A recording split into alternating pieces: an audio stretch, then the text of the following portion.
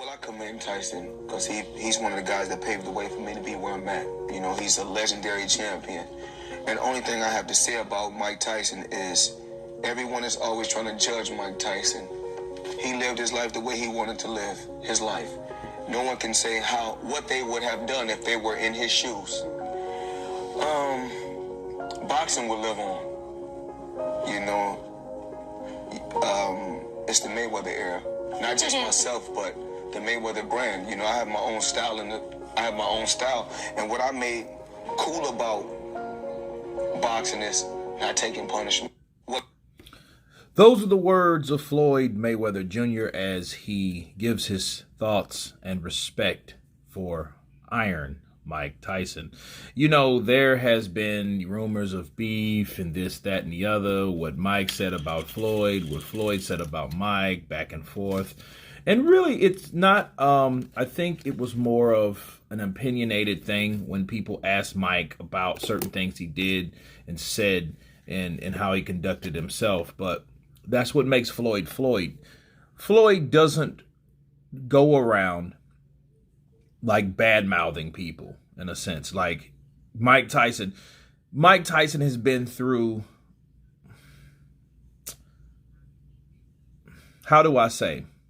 He's been through enough things in his life to feel a room full of agony, you know, interesting things, sad things, dramatic things.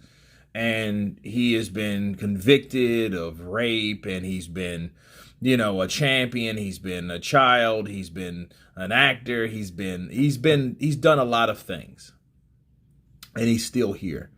And I like how Floyd explained Mike Tyson. He said, everyone's trying to talk bad about Mike. And see, what people don't understand, people might love Mike Tyson now, but let me just break down when we grew up, the things that people did and said about Mike Tyson. Of course, they made fun of his voice, like a lot of people do. He has a very distinct voice. You know, people talked about that, you know, and it was a common thread, you know, with the Robin Givens stuff and, you know, people taking advantage of him like Don King, you know, and then he went to jail. He spent 3 years in there. We heard about what happened in jail, people trying to take advantage of him, knocking people out, breaking their jaws. You know what I mean? He gets out of jail, fights McNeely, you know, and then he, you know, fights and he gets some of the money back. Everybody was, you know, waiting to see him. He was a lot bigger. He wasn't as fast. He was probably just as talented, but he lost some of the speed when he got out of jail.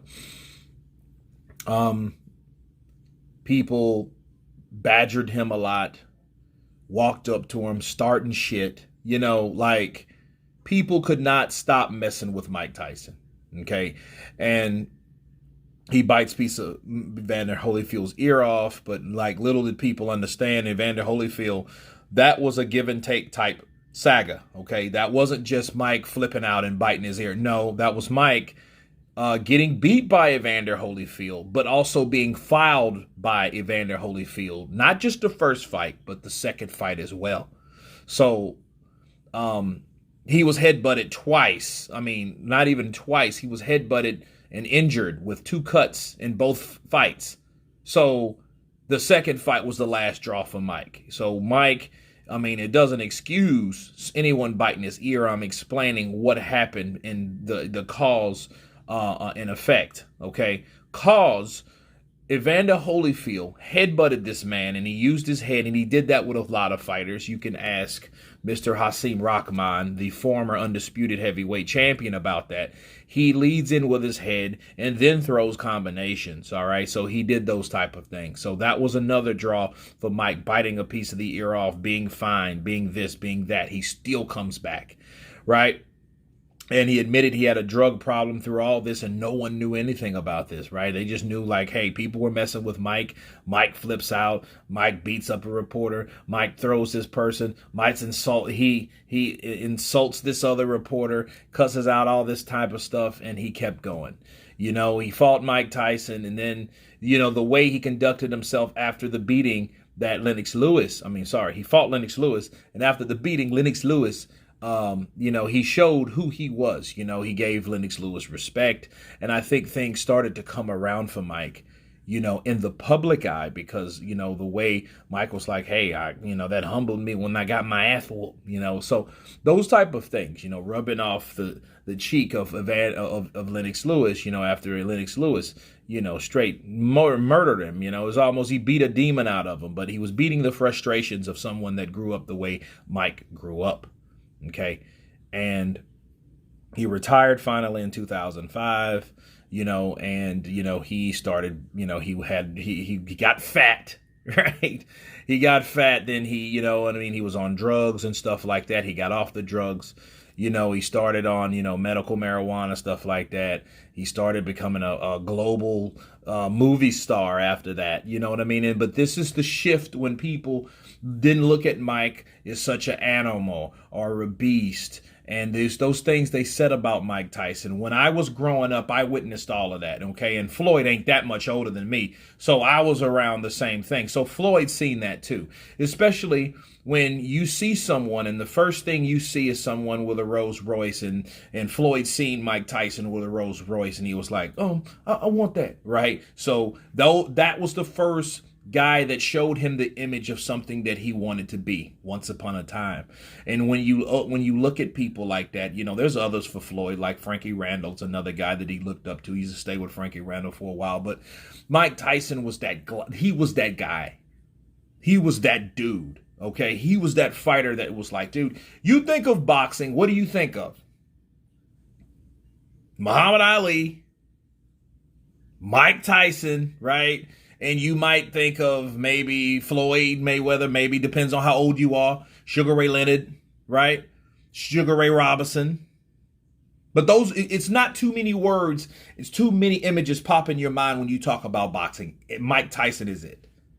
Okay. That's why you have those type of interviews, that type of respect from Floyd to Mike Tyson, because he knew and he did not forget where he came from. Like he said, he paved the way for Floyd. If there was no Mike Tyson, there would be no Floyd, because nobody done it before Floyd. Someone had to build that bridge so someone else could walk over. Mike Tyson built that bridge. Roy Jones Jr. built that bridge. Those kind of people built the bridge for Floyd. Everybody looks at Floyd, like, oh, and Floyd, where'd he come from? Floyd has been around since the 90s, people. You talking about a person that was in the Olympics in the 90s, right? He was that little kid. He was that little guy on the Olympic team with Fernando Vargas and them, okay? Fernando Vargas, who was it? David Reed, Floyd Mayweather. Those guys were in the 96 Olympics, okay? That's where he was, and immediately he turned pro. Okay, so Floyd was there. Floyd seen all that, witnessed all that, and he seen, hey, these people are ridiculing Mike because Mike is successful, and Mike had all this money being the youngest heavyweight champion ever. That comes with a lot of pressure, a lot of responsibility. And this is what he went through. And Floyd saying, hey, don't judge him for that, because you can't judge him unless you are Mike Tyson.